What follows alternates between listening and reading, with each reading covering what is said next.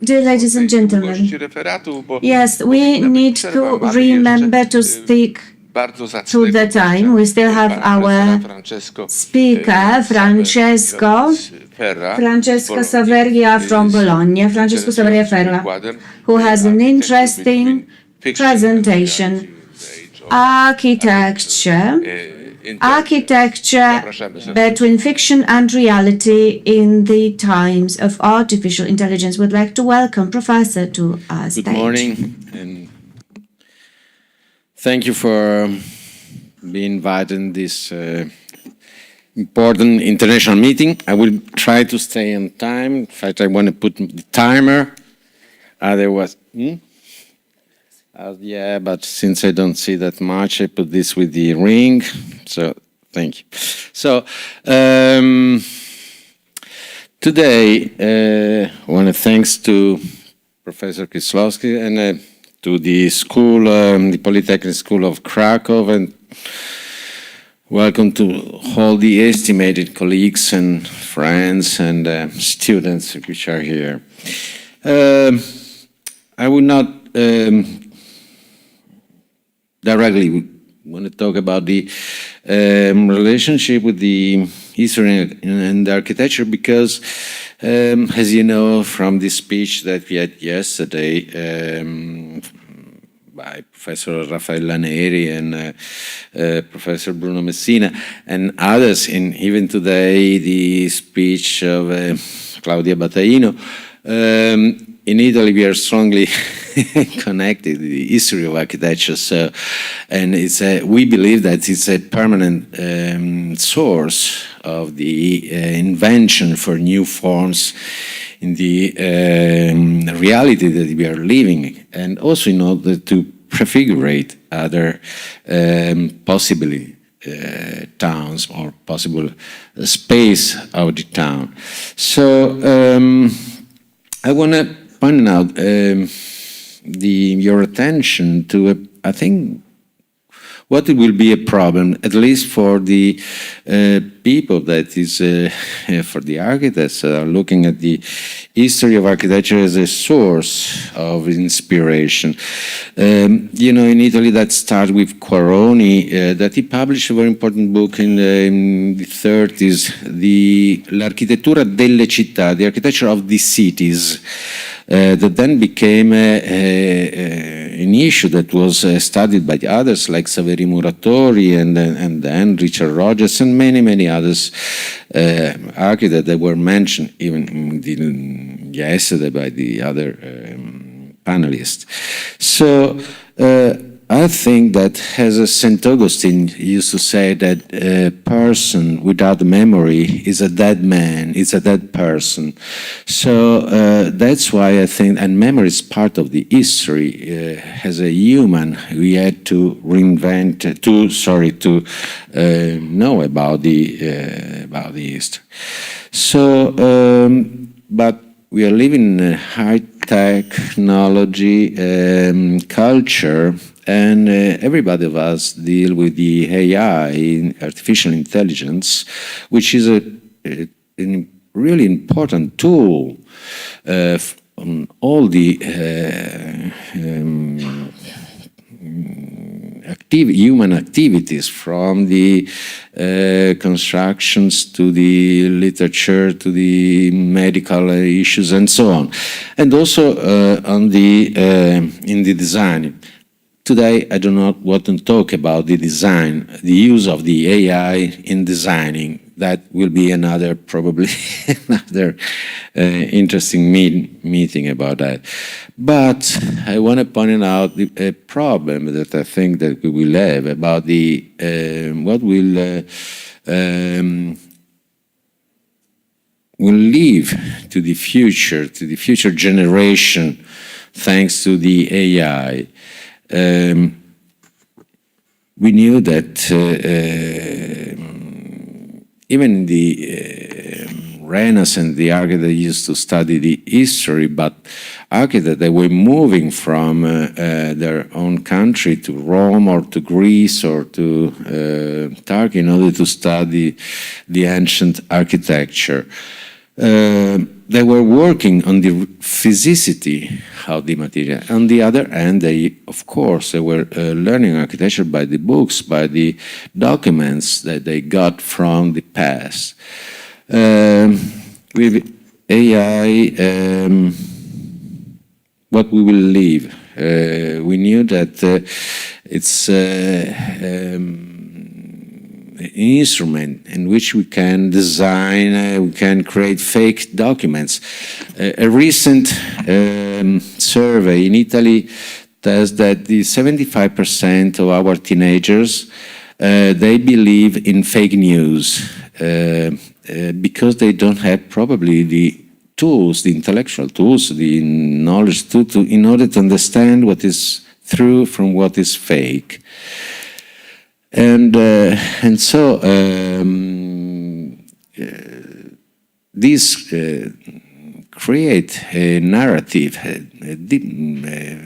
a fake narrative of the past. And since, as a teacher, I think we always we saw the Alvar Aalto, the connection of Aalto with the history, how important was for, but this is just one of the last examples. We can make a thousand of it as a source of inspiration of the,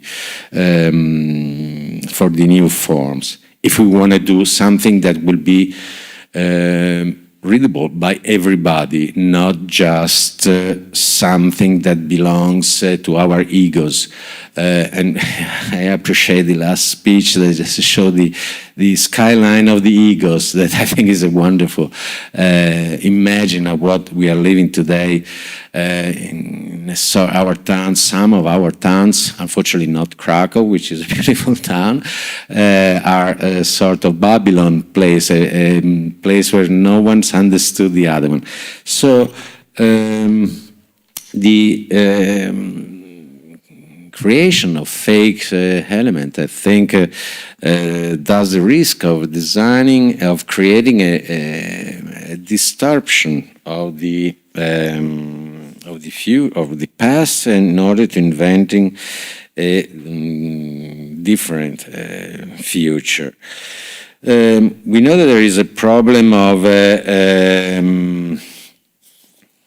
conservation of the historical documents. Our libraries, they are going to throw away the books after they digitalize that. So what will be the source that we will use?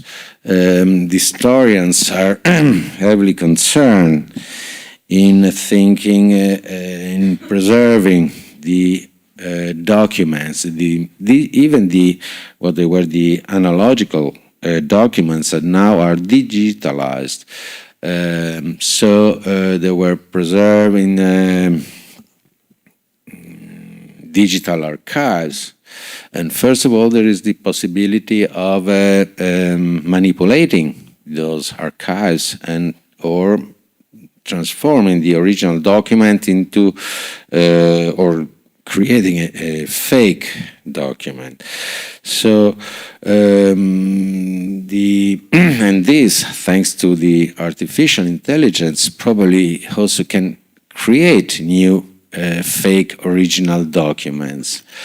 We already know today how many fake pictures there are on the net, like a fake US soldiers during the Vietnam Wars, but many others are going around the internet, realizing a new narrative of the past. The picture that are the slideshow that is moving on, and while I'm talking, are some fakes construction that I did, but you know those are quite rough, as not, but made with the AI, except the first two that they were made in the old style with a collage. As in design, a sort of an analogous town, like like the famous painting by Canaletto, in which he depicts the Palladius Bridge on Rialto and other projects of him, he's designing a analogical Venice in different Venice.